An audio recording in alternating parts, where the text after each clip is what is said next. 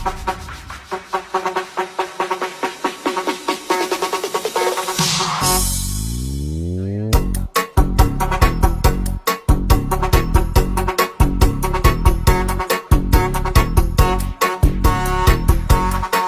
maganda na pagbigyan natin yung mga maliliit, ha?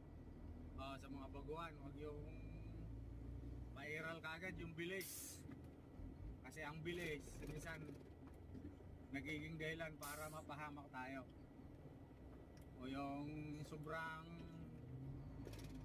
talino naman, nasa tama ako. Higit-gitin na natin dahil nasa tama tayo. Pero mali pa rin.